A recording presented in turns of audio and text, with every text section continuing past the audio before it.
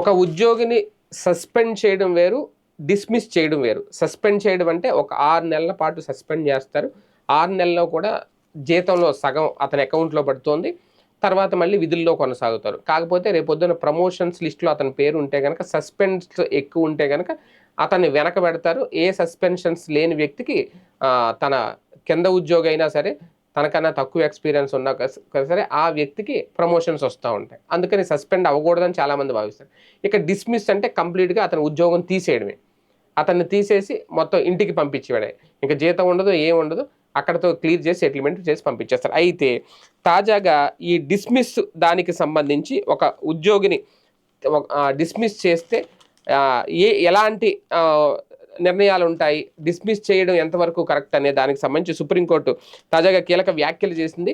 ఒక ఉద్యోగి తీవ్రమైన తప్పులు చేసినప్పుడు, లేదంటే అంత తీవ్రమైన అక్రమాలకు పాల్పడినప్పుడు మాత్రమే ఉద్యోగం నుంచి తొలగించడం సబబు అంటూ సుప్రీంకోర్టు వ్యాఖ్యానించింది. ఒకవేళ డిస్మిస్ చేయడం అనేది ఒక ఉద్యోగి జీవితాన్ని రోడ్డును పడేసినట్టే, అత్యంత కఠినమైన శిక్ష అంటూ పేర్కొంది. తప్పు తీవ్రతతో పాటు సదరు ఉద్యోగి సుదీర్ఘ సర్వీసు, వయసు, సంస్థకు ఎలాంటి నష్టం వాటిల్లింది అనే అంశాలను బేరీజు వేసుకున్నాకే నిర్ణయం తీసుకోవాలని సూచించింది.